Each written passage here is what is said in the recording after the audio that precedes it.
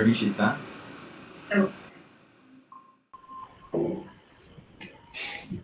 Oi, tudo bem? Oi, tudo bom?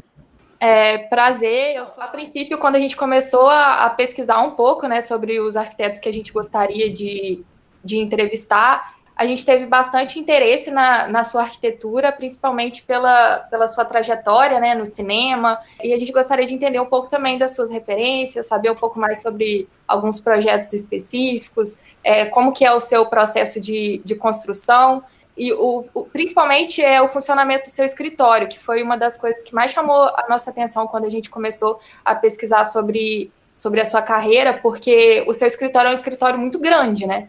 E chamou muito a nossa atenção como que é o funcionamento de um escritório tão grande, como que é a organização.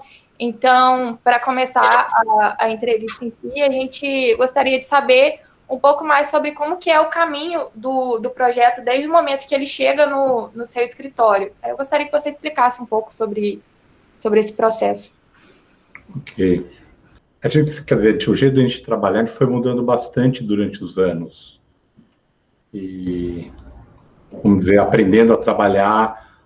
O escritório hoje tem 35 pessoas, ele é mais complicado ainda de como pensar. A gente começou a ter bastante gerenciamento, que a gente começou a investir nisso, coisa que no Brasil todo mundo odeia, mas percebemos que tínhamos que fazer isso. Então eu pedi para a Mariana Simas, né, que era uma das diretoras do escritório, ela gosta disso, foi fazer um curso na Fundação Getúlio Vargas, um mestrado, né, o MBA, alguma coisa assim, um MBA de administração de escritórios de arquitetura. Tinha exatamente esse tema. Porque tem um momento que a gente viu que a gente não sobreviveria se não tivesse essa organização. Então, no começo foi muito difícil, até hoje, quer dizer, a história, assim, eu sou meio estilo suíço com as coisas, e na parte de arquitetura era tudo super organizado, os melhores equipamentos, eu entendo um pouco de tecnologia, então tudo era ótimo. Quando chegava na administração, era um desastre. Você vê que um escritório tem que ter um gerenciamento, sei lá, um escritório acima de 7, 8, 10 pessoas, tem que passar por isso. É uma coisa que o arquiteto no Brasil, aquele old school, né, de pessoas assim, meio estilão comunista e que dinheiro é uma bobagem, e isso é uma coisa que tem que existir. Então, acabam aprendendo que todos os escritórios no mundo similar ao nosso, ou já um pouquinho menores, eles passam por esse processo. Então, no começo, assim, eu comecei, aí era eu, mais 2, 3 pessoas, como com qualquer escritóriozinho que começa. E eu, assim, um dia veio um grupo de arquitetos, de amigos recém-formados, e que queriam trabalhar no escritório, todos eles, é uma turma, imagina a sua turma, e eu achei muito incrível o portfólio deles. Eu, na época, não podia contratar, deixei do meu lado, sei lá, um ano depois, chamei um deles, depois outro, todos vieram trabalhar no escritório.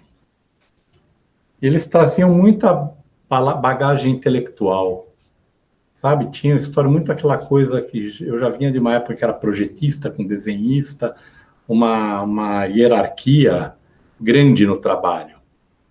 E era quase o arquiteto fazia lá os desenhos e o resto desenvolvia sem participação nenhuma. E esse pessoal mudou muito a minha cabeça, essa história talvez já faça uns 20 anos, e eles vieram muito bem formados, assim, e eu percebi nesse momento da valorização de montar uma equipe toda ativa, de cooperar. Então, o escritório nasce aí o que ele é hoje. E sempre procurando fazer com que todo mundo participasse. Não só sou eu que assino os projetos são assinados por mais 2, 3 pessoas, o que for, e tentando dar esse caráter coletivo, de fato, para o trabalho, lutando até da minha parte para dar o crédito para todo mundo, que trabalhasse, que as revistas também não gostam, elas querem que apareça meu nome, porque eu também não me sentia à vontade de um trabalho Márcio não sei o quê, quando alguém ao meu lado trabalhou 2, 3, 4 anos nesse trabalho. Sim. Então não era justo. Então a gente hoje, normalmente, 90% das vezes, ou um pouco mais, é publicado todos os coautores e tudo que eles fizeram no trabalho. E eu achei isso aqui, eu acabei gostando muito disso daí. Acabou sendo uma coisa, eu pelo menos não conhecia, era sempre aquele esquema do arquiteto-chefe com o resto, aqui virou o resto junto com o arquiteto. Então, e é uma coisa que, essa energia, sabe, são pessoas legais, que a gente tem relação boa com todo mundo no escritório, é uma coisa interessante e é uma coisa que eu olho muito e preservo muito para montar essa energia de trabalhar. Sabe, quando eu sento com alguém na minha mesa para desenvolver um trabalho novo, eu quero que tenha empatia, que ela traga energia boa. Claro. E que colabore de fato, né, no trabalho. Então, acontece isso com a fluidez. Então, entra o trabalho, hoje em dia entra. Eu, às vezes, falo quais são meus primeiros sentimentos e peço para o arquiteto que vai desenvolver comigo faz 10 opções. Não precisa estar com a planta desenhadinha, só equilibra mais ou menos a área. Vamos estudar. Sabe, 10 maquetinhas lá, eletrônicas, faz no Revit ou no SketchUp, e para a gente olhar um pouco e sentir tudo. Isso eu acho que funciona. Então, e aí, sei, por um lado, também é divertido trabalhar assim, né? Eu sei que todo mundo gosta e todo mundo acaba... E nós já fizemos algumas experiências no escritório, já mais radicais. Quando entra um projeto assim muito diferente e a gente tem condição, a gente fecha o escritório um dia, ninguém atende o telefone, divide em 4, 5 equipes, já fizeram vários projetos assim. No final do dia, cada equipe tem lá 5, 10 minutos para apresentar o seu projeto. Isso é uma coisa, uma espécie de uma charrete, né? E também é legal. Sabe, não é para ter um vencedor, mas para se discutir ideias. Eu sempre dou um exemplo, que eu acho até legal quando está errado tudo, para você saber que isso está errado. Então, é como na ciência, às vezes é importante alguém pesquisar e chegar numa coisa que não serve para nada, mas isso ajuda os outros não seguirem fazer esse erro. E uma curiosidade que a gente teve a princípio foi a respeito do logo do seu escritório, que ele é muito diferente de outros, e também do nome. Então, eu gostaria que você explicasse o processo de criação do nome e do logo. Isso eu tinha uma bonequinha no escritório que eu comprei num antiquário em São Francisco, muitos anos atrás. Sempre ficava lá na prateleira e, às vezes, acho que foi até o Gabriel, que resolveu, Gabriel, meu filho, resolveu, falava, vamos usar ele, botar esse bonequinho numa placa de obra. E aí todo mundo gostava. E depois a gente começou cada vez mais, isso acabou virando uma programação visual, a gente aí contratou um escritório chamado Super Bacana, que pegou o bonequinho e ele deu outras dimensões, por exemplo, todos os cartões do escritório, é sempre a carinha do bonequinho com um acessório diferente, um óculos diferente, um chapéu, um capacete de bicicleta, coisa assim. Então, e ele é tridimensional, ele é holográfico. Então, é uma coisa que todo mundo que você dá gosta. E é uma coisa que transmite uma simpatia que é legal, assim, uma coisa, não é um cartão chato, que todo mundo olha e ri. Então, isso é simpático. Mas eu gostaria de saber o que te dá mais prazer em projetar e por quê? Que estilo de projeto? Não, eu, assim, gosto de qualquer coisa. Para mim, depende muito do cliente. Uhum. Eu prefiro fazer, já falei isso aí em alguma entrevista, fazer um bercinho para um cliente que eu adoro do que um prédio sei lá, Park Avenue em Nova York para alguém que eu não aguento. Então, eu funciono desse jeito. Eu tenho que ter empatia, tem que ter essa emoção, né, da alma. Não é uma coisa, para mim, o dinheiro é um complemento que vai ajudar a pagar tudo, mas não é um elemento fundamental. Trabalhei a minha vida inteira para montar uma reserva no escritório para não depender de uns clientes insuportáveis. Então, eu fiz ao contrário, eu queria ser independente de alma. Trabalhei para isso, né? Hoje, eu viro e mexo, eu falo, isso aqui não está dando, eu estou fora. Sabe, tem muita gente que é meio do mal, assim, parece... sei lá, não dá para entender, e vejo, não dá para fazer. Às vezes você fazer um projeto mal feito, um projeto ruim, é muito pior, acho que talvez, do que fazer 10 projetos bons. Então, a gente tem essa defesa, é muito forte, e isso, por exemplo, é uma coisa, é um fantasma para mim hoje em dia. Às vezes tem cliente que quer detonar o projeto e construir da pior forma possível, e isso é muito ruim, sabe? Parece que você tem que ficar na porta da obra dando as desculpas. Sim. Sabe? Explicando, ficou ruim porque o cliente não deixou eu fazer desse jeito. Então, é uma coisa que a gente tenta evitar de todas as maneiras, e é bem difícil, posso dizer. Sim.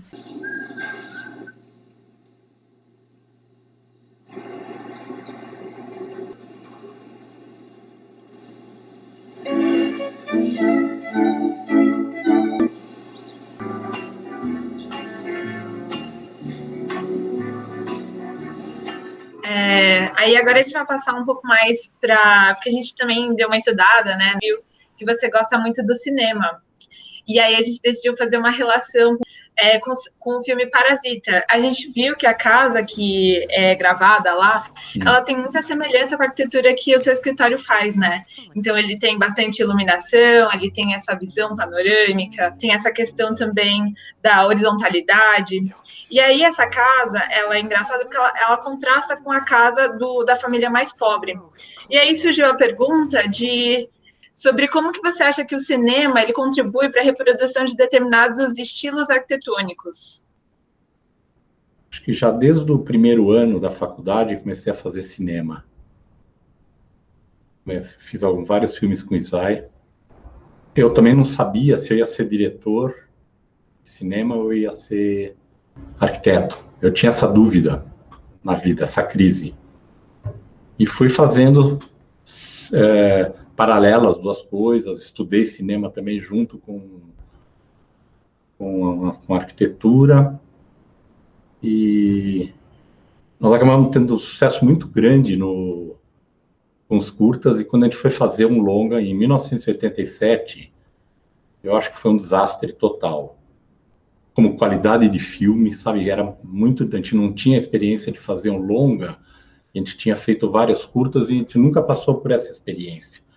E são duas coisas bem diferentes. Então, a gente não tinha noção do que era fazer esse longa-metragem. E nesse momento aí, quer dizer, quando eu volto para o escritório, eu fiquei 6 meses sem ir no escritório, um dia. O escritório estava começando. E o escritório, eu perdi todos os clientes, eu perdi quase todo o dinheiro, eu perdi tudo, assim, zero na vida. E aí eu falei, vou ser arquiteto. Sabe, não estou de mal com cinema, minha experiência foi muito ruim, e chega.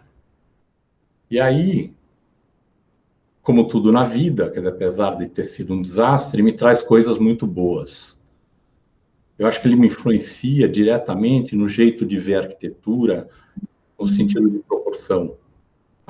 Eu gostava sempre da tela alongada, ou do widescreen, e a arquitetura acaba respondendo a isso. A iluminação é importante, o trabalho de equipe, mesmo jeito de escrever de desenhar um projeto, para mim está muito ligado a fazer um roteiro. Então, eu sempre me imagino dentro do lugar, com um personagem qualquer, então uma criança, o que for, e eu acabo seguindo essa pessoa, ou entro na alma dela e olho as coisas através do olhar dela. E daí que eu acho que eu acabo tendo uma influência forte, quer dizer, quase o ato de projetar, quase ligado ao ato de escrever uma história. E aí, são coisas que eu acabo levando. O trabalho em equipe, em cinema, era muito mais importante do que de arquitetura. Então, alguém lá é o diretor de fotografia, olha, fotografia, quem fez o figurino, e tem toda uma grande equipe que tinha uma importância maior do que havia nos escritórios de arquitetura, e que também isso me ensina um pouco. Então, eu acho que aí não é uma relação, para mim, essa é a relação que tem o cinema com a arquitetura. Para mim, ela é muito mais no sentido metodológico do trabalho do que na consequência. Então, na consequência, você vai olhar, tem filmes aí que tem uma grande influência de arquitetura, né? Talvez até o Parasita seria esse caso. Blade Runner é um filme de cenografia, né? O Blade Runner antigo. Eu acho que a cenografia e a direção de arte fazem esse filme. É o primeiro, eu estou falando. Playtime, do Tati. Não sei se vocês já viram, do Jacques Tati. O Meu Tio, de Jacques Tati. São filmes muito ligados à arquitetura. São totalmente críticos à arquitetura moderna. E aí você vai achando, quer dizer, eu poderia te falar mais 10 filmes que acabam tendo uma influência grande na arquitetura. Sim. É interessante. E aí, puxando também essa questão do cinema, né, que a gente ficou também pensando nessa questão social, porque, assim como Parasita, né, que ele tem essa crítica na sociedade, o arquiteto também tem um papel social. E aí, para você, o papel social do arquiteto seria o quê, exatamente? Depende do projeto, como você age. Tem projetos que você pode intervir nisso, projetos que não intervêm. Eu trabalhei muito com teoria na escola. Eu não sabia muito fazer um projeto. Aí, quando eu saí da escola, eu falei, vou trabalhar em conjuntos habitacionais sociais. Foi isso que eu fui estudar, isso que eu fui conhecer pelo mundo. Muita experiência que estavam se fazendo disso. Eu trabalhei para isso. Tentei fazer projetos para o Inocop, Secap, todos esses que antigamente chamavam de BNH. Eu tentei fazer isso daí e não dava para fazer nada de bom, porque as pessoas são muito maltratadas. Até recentemente, até me chamaram não sei se era uma coisa do governo do estado, fizeram uma reunião para ouvir a opinião dos arquitetos sobre isso, e o cara, lá o secretário, falou para mim, ou a gente faz 1 milhão de casas ruins, ou faz 100 mil boas. E que você responde para isso, né? Eu até entendo o lado deles. Então, vamos fazer as duas coisas. Mas aí eu fui parar do outro lado. Porque um cliente te chama, aí você faz uma casa que tem um sucesso, o outro te chama, e aí de repente chega e entra um grande hotel para fazer. Você faz esse hotel direito, aí você vira arquiteto hoteleiro, você vira o arquiteto de casa. Então, uma coisa que está muito ligada ao telefone. Sim. Isso é que nem vocês abrirem um escritório e fazem uma lojinha que vira incrível, e amanhã outra loja e outra loja vão chamar, vocês vão virar isso. Não é que vocês querem fazer isso. Sim. E ainda tem que dar graças a Deus que vai surgir essa loja para fazer. Então, não acho que dá para dirigir tanto assim. Uhum. E aí, por exemplo, até nós estamos fazendo uma praça para Paraisópolis. Agora, não sei que ponto vai acontecer antes de toda essa situação. Então, sei lá, alguém falou, que a gente conhecia, falou, você topa fazer? Topa. Então, aí você vai e desempenha o papel social com mais força. No resto, eu não sou, é um escritório particular, não é uma entidade pública, né, governamental que for, e você faz o que aparece para fazer. Por outro lado, quer dizer, também não existe no Brasil muito a cultura de projetos públicos, como tem em muitos outros lugares. Então, quase sua carreira vira uma carreira de escritórios privados, porque você não tem a oportunidade de fazer esse tipo de obra que no mundo inteiro tem muito. E aqui acabou, raramente você vê um concurso, às vezes a gente até participa, né? Teve Renova São Paulo, de conjunto residencial, e acaba entrando em um outro concurso, só que isso é raro, de repente surge um. Então não é também não tem esse ativismo de chamar os arquitetos, que são uma quantidade, na minha opinião, aqui, principalmente em São Paulo, bem razoável, de bons escritórios, que raramente usam a sua capacidade para fazer um trabalho público. Porque ninguém está interessado em chamar e, de vez em quando, tem alguma tentativa de experiência, mas você não participa disso de forma genérica. Não, é verdade. É uma pena, então isso ajuda você, no começo de carreira, fazer isso, né? Você olha, mesmo num caso, sem citar países ricos, né? O que aconteceu na Colômbia, eles pediram toda uma grande ajuda da comunidade de arquitetos para fazer pequenas obras que mudaram a cidade, que mudaram o país. Então, isso seria a resposta adequada. Estou falando da Colômbia para não falar na Dinamarca, esses lugares que não valem. Esta casa, localizada na caótica cidade de São Paulo, é notável pela aplicação consistente de muitas inovações na área da habitação e tecnologia da construção. Comecemos por este sistema de tomada embutida na bancada, que sobe e desce, facilitando a eletrificação desta torradeira. É só ligá-la e logo teremos para o café da manhã uma deliciosa torrada. Agora um pouco nas suas referências, assim, quais artistas, arquitetos também, entre eles, que você procura referenciar assim, nas suas obras, e dentro do cenário e cultura brasileira, qual momento também arquiteto ou artista você procura tipo, incorporar nos seus... Eu, assim, quando era estudante, meu interesse assim pelo modernismo brasileiro era zero. Eu, assim, não só me incomodava que todos os professores te empurravam isso, como, quer dizer, no mundo já estava acontecendo outras coisas, né? Já tinha o projeto do Centro Pompidou, tinha o Arquigram, que eu adorava. Então, parecia que aquele momento tinha passado. Depois que eu me formei, eu comecei a adorar isso. E ver até a importância histórica que isso teve, que foi muito grande. Né? Um país aqui, paizinho do terceiro mundo, eu acho que produziu a melhor arquitetura desde o fim da Segunda Guerra até a inauguração de Brasília. E aí eu comecei a achar isso incrível.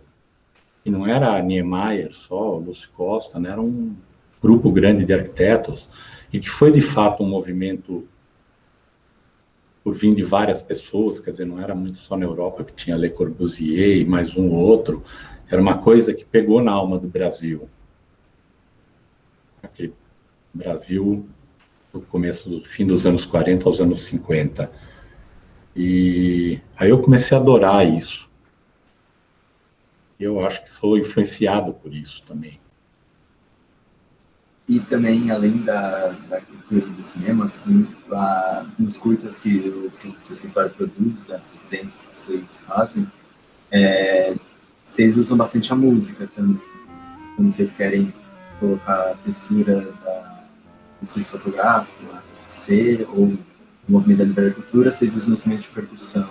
Depois, para representar a horizontalidade da Todo Peroni, vocês usam instrumentos de sopro. Assim. Como você acha que a música também, além do vídeo final, né, produzido, vocês incorporam isso dentro do processo criativo? Então, eu, assim, já na escola, eu gostava muito de ser, vamos lá, não sei o quê. Aí gostava de arte, de não sei, de música, de tudo, de moda, de política, e como tudo isso me influenciava muito mais do que eu ir ver como era o trabalho de Mies van der Rohe. Eu fui conhecer isso depois, na época eu não estava interessado. E eu acho que essa multidisciplinaridade, eu gosto muito até hoje, então eu sempre... A gente continua, depois de eu ter saído totalmente traumatizado da história do cinema, quer dizer, em 2012, que a gente recebeu um convite para participar da Bienal de Veneza, aí eu falei, vou fazer um filme de novo. E aí eu gostei, fizemos talvez já temos feito mais 10 curtas, todos com equipe profissionais, são filmes pequenos, que não te traumatizam tanto, então...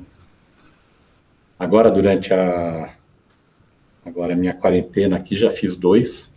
Fiz um para a revista Domus e fiz um que era para um radioarquitetura, que era uma interpretação de uma obra de John Cage. Então, é uma coisa que eu acho que eu poderia ser outra coisa, ou um escritor, em vez de ser arquiteto. Eu gosto disso, de ser isso ou aquilo, e talvez um dia escreva um livro, não sei. Então eu gosto de olhar para todos os lados, isso está na minha alma. Uma vez até eu estava há pouco tempo, estava numa aula do Paulo Mendes da Rocha, que ele deu para uns estudantes lá no MUB, embaixo do vão, e ele fala exatamente isso, quer dizer, fala para se você só olha um site de arquitetura, só lê revistas e livros de arquitetura, vocês não vão ser arquitetos. Ele deu uma bronca lá em todos os alunos. E em uma das suas entrevistas você mencionou que, acho que faz um tempo das entrevistas, você mencionou que você ia viajar para o Japão, e era uma dos últimos lugares que você gostaria de conhecer, assim, esse interesse também se dá pela arquitetura e como que ela também é retomada nos seus trabalhos e no seu escritório? Então, eu acho que eu fui para lá 7 anos atrás, pela primeira vez, 6, 7 anos atrás, e adorei ter ido. Sabe, eu viajo muito a trabalho, mas os lugares não me batem tanto na alma. E lá, eu estava indo para um planeta diferente. E eu gostei do jeito das pessoas, da educação, da polidez de tratar os outros, de se preocupar com... Eu comecei a adorar isso e acabei indo 6 vezes em seguida. Acho que esse vai ser o primeiro ano que eu não vou por causa do vírus, mas senão eu iria. E aí comecei a adorar também a arquitetura contemporânea japonesa e comecei a achar um trabalho incrível, assim, uma coisa muito interessante, muito radical. Você vai visitar uma casa da Sejima ou do Narizawa, do Nishizawa, desculpe, e você não vai achar uma pessoa do Ocidente que moraria nesses lugares. Elas rompem com tudo, isso é incrível. Tem um rompimento de verdade, não é uma... Então, eles têm isso que eu acho isso incrível. Isso que eu não consigo fazer aqui, qualquer coisa que eu faça um pouquinho diferente, tem reclamação.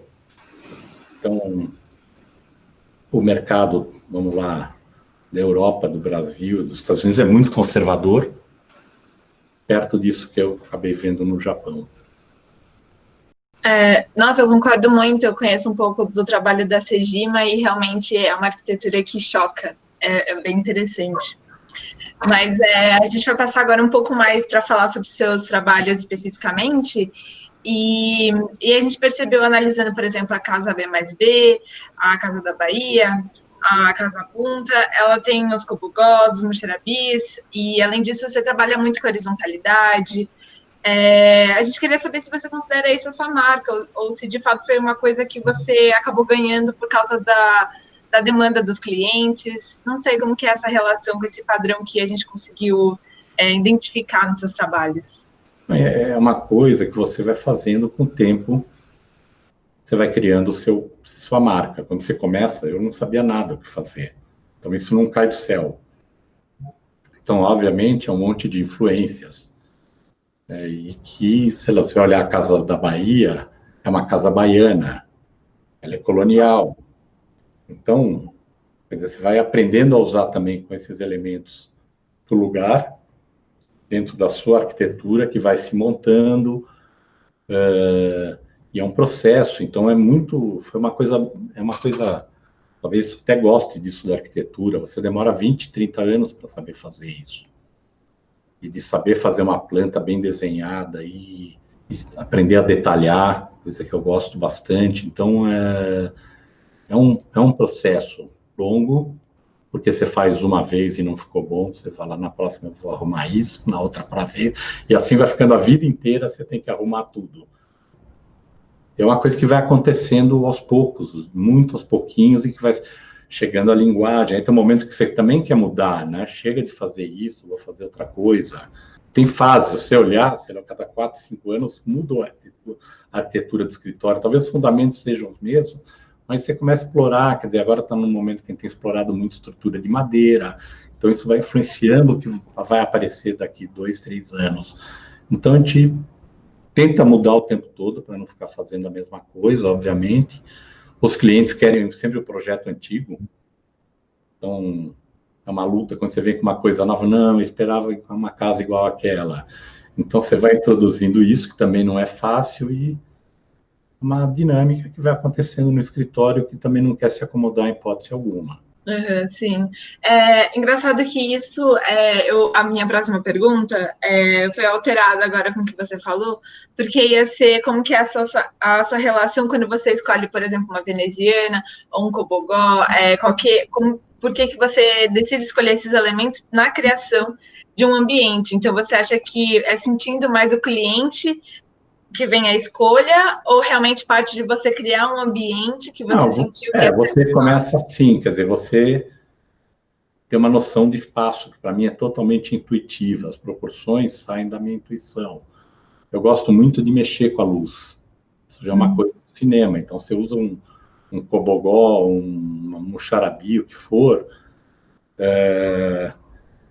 isso é uma coisa cinemática, né? Que você vê numa certa hora do dia, você vê a sombra para cá, ela vai mudando para lá.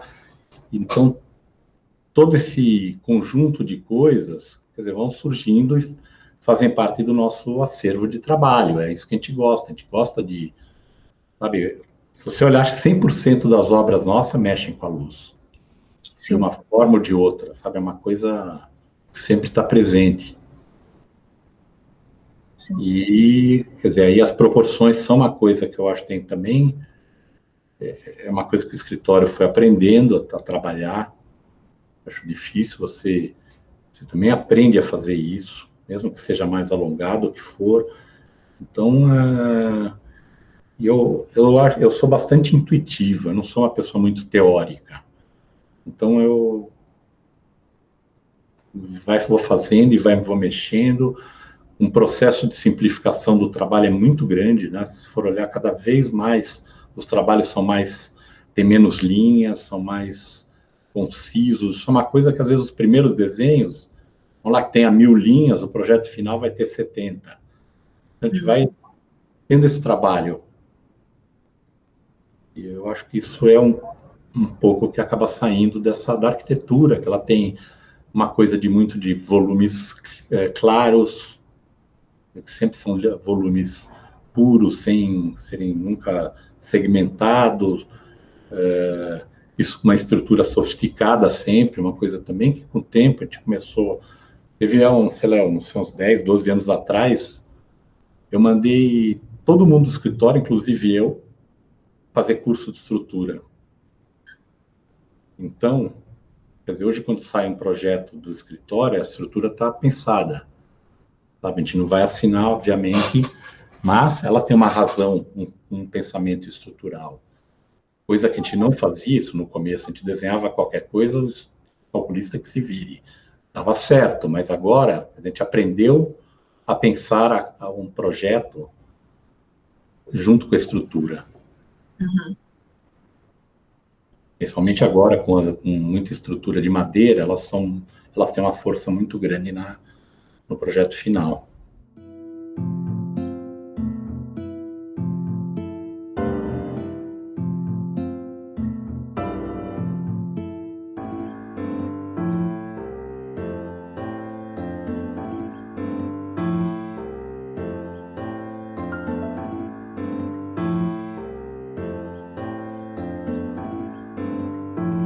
Estudando um pouco dos seus projetos, olhando as fotos dos projetos em si, a gente percebeu que eles são muito bem detalhados, principalmente no seu interior. E a gente gostaria de saber se você também projeta o mobiliário ou se você só ajuda na escolha dos móveis, qual que é a sua interferência nesse momento do projeto, do interior? Então, eu sou assim, meio obcecado por desenhar. Não acho que isso signifique que seja bom ou seja ruim. mas essa é a minha viagem desde o começo, desenhar tudo. Os projetos têm folhas e centenas de folhas, tudo pensado, é um grande brinquedo de montar. Assim, no começo ainda do estúdio, a gente terminou uma casa no Morumbi e o cliente ia mudar de cidade. Eu queria fotografar a casa. E eu saí lá com a arquiteta, que hoje cuida de todos os interiores, que é a Diana, saiu com um caminhãozinho e foi pedindo emprestado nas lojas os móveis. E que legal, em 2 dias nós fizemos um ótimo projeto de interiores. Aí nós resolvemos, nos projetos seguintes, dar de presente para o cliente o projeto de interiores. Só que com o tempo a gente descobriu que isso que a gente fazia em 2 dias sozinho demorava 2 anos com o cliente. E, ok, a gente teve um belo prejuízo, uns 10 propostas que a gente deu com isso, mas a gente acabou aprendendo a trabalhar com isso e eu acho isso importante. Então, principalmente nos projetos que você não sabe até onde termina o que é interno, o que é externo. A parede de fora entra dentro. E eu olho muito o interior como arquitetura. Então, se você vai olhar, tem volumetria, tem um pensamento, ele não é só uma caixa que você vai botar as coisas. Então, se analisar alguns projetos, você pega, sei lá, casa rampa. Então, é um volume dos quartos, ele entra dentro da casa e não toca na parede do fundo. Então, você vai tratando os interiores como arquitetura. Então, ele foi começando a desenhar, a gente desenha muitos móveis e acaba fazendo projeto de interiores de, vamos lá, 90% dos trabalhos. Porque também fica mais legal segundo a nossa ótica. Porque a gente já teve essa discussão no escritório uma vez, porque alguém da equipe que fazia arquitetura não queria trabalhar nada de interiores como se fosse uma coisa depreciativa. E aí um dia eu mostrei uma entrevista com o Niemeyer falando da importância disso para um projeto. Então, aí todo mundo entendeu o que eu queria dizer. O Niemeyer fala, vale. E aí, isso também para a gente acabou levando para uma coisa legal, porque a gente começou a ser chamado por várias empresas de design no mundo para desenvolver produtos para eles, porque eles viam nas nossas obras, sei lá, um desenho de um buffet que a gente tinha desenhado serviria para eles venderem. Então, aquilo que a gente fazia para um cliente acabou virando um produto. Então, hoje em dia, a gente trabalha para várias empresas, aqui no Brasil, fora, a gente está fazendo alguns móveis para Micasa, para a Etel, para fora, a gente já fez um trabalho para uma empresa de torneiras chamada Chea. A gente trabalha constantemente com uma empresa Agape, que é a empresa mais famosa de banheiras e de metais sanitários na Europa. E estamos atualmente trabalhando direto para a Minotti, que é a maior empresa de todas essas. Então, e não fui eu lá apresentar nada para eles, eles ligaram, falaram, você não quer fazer um projeto para nós? E fomos trabalhando, e a Minotti hoje, a gente estaria agora no Salão de Milão, a gente estaria lançando mais uma coleção deles. Já fizemos uma no ano retrasado, e essa expertise de fazer isso, a gente aprendeu fazendo o desenho de interiores. Sabe, como desenhar um puxador, um buffet, um detalhezinho qualquer, um barzinho. A gente está desenhando agora para até um carrinho que pode ser de chá, de múltiplo uso. Roubar ou para cozinha. E é legal isso também, é uma outra coisa que o Brasil não tem uma indústria tão forte. A gente acabou usando um pouco todo esse imenso trabalho que a gente teve para virar alguma coisa, uma produção industrial. Inclusive, você falou sobre alguns projetos que fogem muito do controle do escritório e aí vocês preferem largar e não realizar. Tem algum projeto que, ainda assim, você não gostou depois de pronto? E se tiver, qual que você acha a maior diferença com algum projeto que teve um grande reconhecimento, tanto seu quanto exterior? Eu acho que tem coisa que eu não gosto muito. Não vou te falar qual é, porque senão o cliente vai me matar. Eu não estou feliz lá dentro. Então, isso acontece. E, em geral, vamos lá, 99%, 90% das vezes não é culpa nossa, é culpa do cliente. O cliente faz ficar muito bom ou faz ficar muito ruim. Eu lá no Story, eu sempre falo, todos os projetos a gente faz tirar 7. Tudo é 7. O cliente vai levar para 4 ou para 10. Um dia vocês vão entender o que eu estou falando. E isso é uma força muito grande. Inclusive, quando você começa a sua carreira, isso aconteceu comigo, se você não consegue mostrar o seu trabalho porque você não tem um cliente para mostrar o seu trabalho.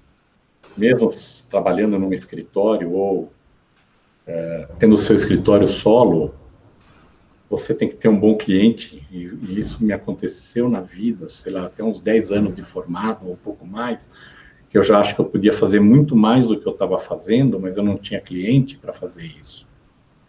Então, um dia, aí você vai fazendo um pouquinho melhor, assim, muito devagarzinho, até uma hora que entram bons clientes e você explode o seu trabalho. Porque você tem espaço para isso, mas eu passava uns momentos bastante tristes e agoniado, porque eu não estava podendo fazer o que eu saberia fazer. Então, eu acredito que todos vocês vão viver isso na vida. E que não é nada bom, né? Nem gosto de lembrar dessa época. Então, todos os bons trabalhos, os clientes participaram com muita força. Tudo que eu gosto muito tem um bom cliente por trás. E não é só durante a obra, é o jeito de usar, sabe? Ele vai cuidar, ele vai ter carinho pelo lugar. Muitas vezes um cliente já falou, você mudou minha vida, e não sei o quê, de um jeito muito positivo, entendeu a arquitetura e, sei lá, o estúdio fotográfico que a gente fez, o estúdio SC. Você chega lá todo dia e tá tudo arrumadinho, tocando uma música incrível de uma rádio francesa de jazz. Então, e a pessoa adora e mudou a vida dela e foi transformador. Então, isso daí acaba sendo os grandes trabalhos.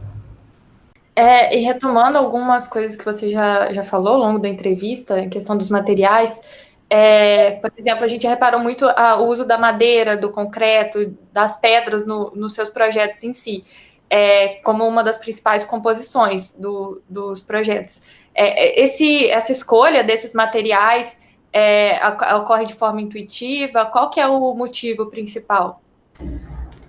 Bom, nós começamos fazendo casas brancas, assépticas. E aí um cliente nos chamou e falou, olha, eu quero um projeto de vocês, mas não quero nada branco. E aí, sei lá, essa história que eu estou te falando, talvez seja uns 17 anos atrás, a gente misturou dentro da nossa arquitetura esses materiais e a gente gostou do resultado. Então ficou uma coisa contemporânea sem ficar asséptico, como a gente fazia. E aí acabou, cada vez mais a gente começou a trabalhar com isso. O concreto também tem uma coisa muito forte aí com a tradição brasileira. A gente resolveu usar numa época que ninguém estava usando de novo, as pessoas não sabiam mais construir fazer o concreto, né? Aparente que tem muita técnica. E a gente começou a usar e começamos a gostar também de ter materiais em tudo e não ser pintado. Então, quer dizer, se você olhar as primeiras obras nossas, você vai ver que tinham massas pintadas. Então, hoje em dia, se for olhar, não tem pintura nenhuma em lugar nenhum. E com muita força no concreto, principalmente, misturando com muita madeira e pedras e o que for. Principalmente em relação a essa influência dos clientes nas obras, né?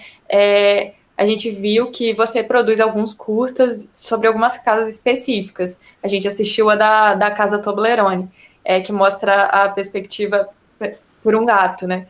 E qual que é a sua relação com a obra depois de pronta? Então, muitas vezes, sei lá, o estúdio eu volto sempre lá. Então, o cliente acaba virando seu amigo. E às vezes eu vou levar estudantes lá e vou levar clientes que vêm, eu quero levar lá para conhecer. Então, como em alguns outros lugares. Então, tem essa relação. Então, você acaba vivendo. Tem clientes que eu virei super amigo, então vou no fim de semana na casa deles. Então, acaba acontecendo isso.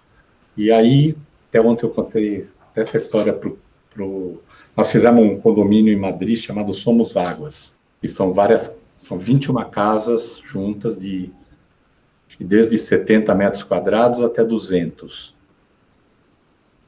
Composta como uma vila, porque os carros ficam embaixo e você anda pelas vielas desse condomínio, dessa vila, por dentro, e uma coisa urbanística bem interessante que o cliente topou fazer. E alguns meses atrás a gente recebeu uma carta de um cliente, de um morador da casa. Até ontem a gente contou isso para o cliente, o dono do empreendimento. Ele não sabia. Uma carta de amor à arquitetura do lugar. Então é isso daí. E lá eu já tinha tido uma experiência similar. Nós fomos nesse lugar aí para fotografar. Eu fui lá com o fotógrafo português, o Fernando Guerra. E eu estava andando para cá e para lá, e uma hora eu vi uma pessoa nadando na piscina gritar meu nome. Eu já penso, lá vem reclamação, porque esses lugares só ficam. E aí o cara sai e vem também elogiar tudo, e foi esse tipo de coisa bem recompensadora.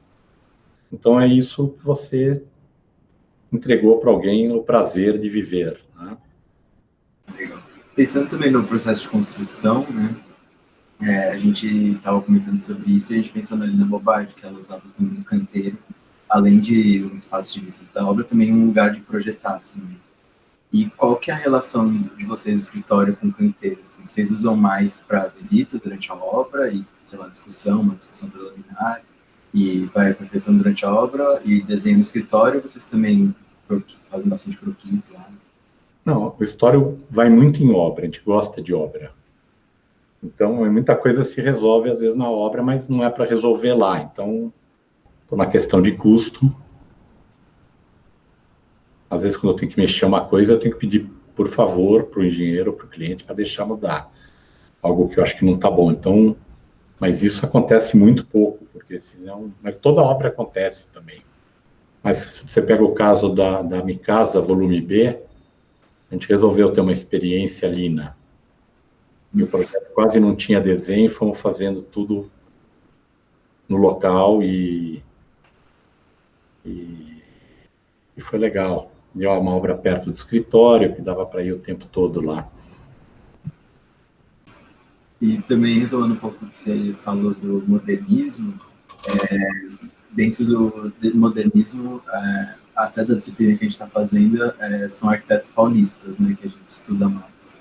E essa escola paulista também é uma corrente forte, assim. E você, por ser de São Paulo e fazer bastante obra em São Paulo, como você acha que você se vê nesse cenário de escola paulista? Assim? Você acha que você é um admirador ou você é um dissidente? Não, eu gosto bastante do trabalho que se faz aqui. Até acho que 95% dos bons escritórios eu acho que está em São Paulo hoje. Ao contrário do que já foi no passado. Se você me perguntar, eu vou te falar do Rio, a Carla Joaçaba, que é a única que me ocorre agora. O resto é uma escola paulista que domina, eu acho que tem a ver muito com o dinheiro que está todo aqui. E estava no Rio, hoje está aqui, então essas coisas vão andando atrás do público, né? E também na disciplina a gente discute bastante assim, sobre o que é a Casa Paulista, assim, como cada arquiteto incorpora isso. Para você, o que caracteriza assim, a Casa Paulista? Eu acho comparado, sei lá, são casas... Quer dizer, se olhar por nossa ótica, são casas em geral maiores do que a média. Do que a gente faz fora, inclusive, muito dessas casas. Então, em geral, são maiores, elas têm mais uma infraestrutura de serviço que não tem fora. Então, vão ter vários empregados. E eu acho que isso vão ter grandes muros em volta. Então, todas as respostas à cidade vão estar aí. Eu uma vez estava num debate e me perguntaram de alguma obra aí, como é que ela se integrava no entorno. Aí eu falei, ela se integrava perfeitamente porque o entorno era caótico. Então, qualquer coisa que você fizesse ia se integrar. Tem que ver que quase bateram em mim. Depois eu falei um pouco que estava brincando, mas, na verdade, é uma verdade isso, né? Quer dizer, que linguagem tem essa cidade? Nenhuma, né? Então, mesmo uma casa menor aqui, ela é maior do que você vai ver uma casa em outro lugar. Então, eu estou pensando um pouco em voz alta agora sobre isso. Quer dizer, o muro é uma coisa que, com o tempo, ela é incorporada na arquitetura, na casa urbana. Então, ela faz parte, mais uma parede da obra. Sabe, não é se desenha a obra e depois põe um muro. Às vezes já pensa no muro junto com a obra. Então, você não consegue fazer uma casa, quer dizer, a não ser na praia, no campo, todas vão ter muros enormes em volta, né? Com relação praticamente zero com a cidade. Obviamente, você pode fazer ela mais delicada e ela influenciar o mínimo possível no entorno, mas é isso.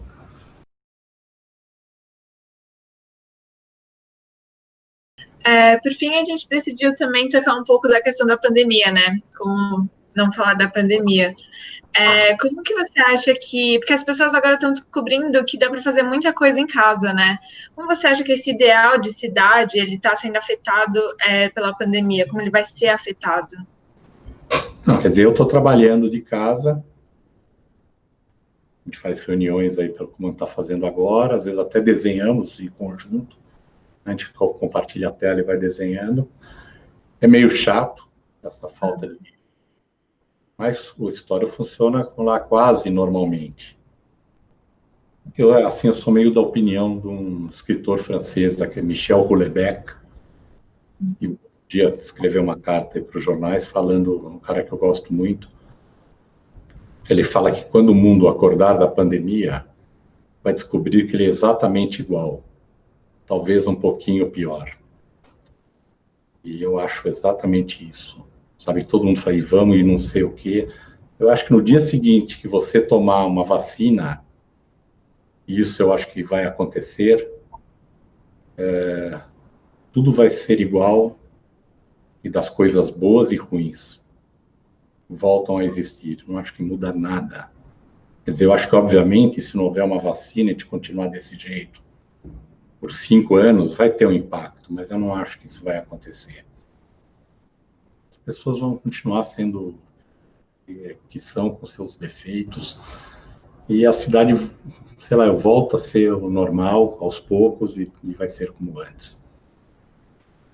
Mas não sei, esses dias eu fiquei um pouco pensando sobre como que isso vai alterar a arquitetura, e eu fiquei pensando que talvez as pessoas vão dar maior importância para o escritório dentro de casa. Por exemplo, na minha casa não tem um escritório, e que talvez, se meus pais fossem escolher um novo apartamento, o escritório se tornaria uma coisa a ser levada em consideração.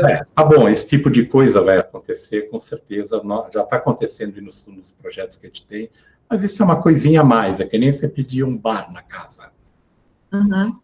Tem sempre a época, já teve fase de bar, fase de cozinha gourmet, cada hora tem seu negócio. Então, que também é uma necessidade de uma época. Mas eu acho que a coisa, sei lá, um pensamento maior numa cidade, eu acho que não muda. Ok. Nossa, muito obrigada mesmo pela entrevista. A gente ficou muito agradecido de verdade pela sua acessibilidade, né? A gente viu suas obras tão grandiosas e aí, de repente, no e-mail você foi tão acessível, nos deixou muito feliz de conseguir essa entrevista, de fato.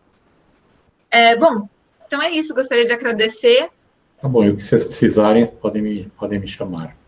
Muito obrigada.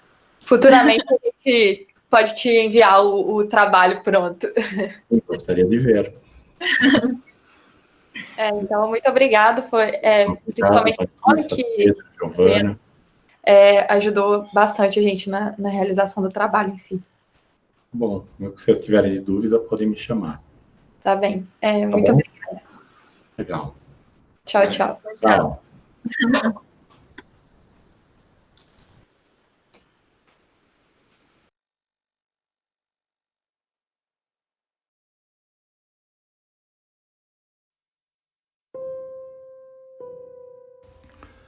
Outono em São Paulo. Já estou há 2 meses fechado no meu apartamento. Olho pela janela e vejo uma densa neblina pairando sobre esta cidade de concreto. Não consigo imaginar que algo vai mudar quando terminar esta pandemia. Penso nos movimentos utópicos que sonhavam com um novo mundo e um novo sistema político e social. Desde Leonidov até a turma dos anos 60 e 70, como Kikutaki Kurokawa, Yona Friedman, Super Studio, Ark Graham, entre outros, que imaginavam uma nova arquitetura para um novo mundo influenciado pelo início das conquistas espaciais, os grandes avanços tecnológicos, a desastrosa guerra do Vietnã e a enorme força do movimento hippie. Estava lendo numa carta do escritor Michel Houellebecq uma interessante divagação sobre este momento, onde termina dizendo que o mundo, quando despertar desta pandemia, será exatamente o mesmo, só que um pouco pior. Concordo plenamente. Não vamos sair nas ruas cantando aquários numa sociedade mais justa e solidária. O ser humano não vai mudar. Mas esta minha impressão não serve para o Brasil. O país está sendo dirigido por um psicopata que não está preocupado com a morte de pobres e idosos. E já falou, e daí? Milhares morrerão e possivelmente vamos acordar nas trevas. E lógico, tudo vai ser diferente. E daí?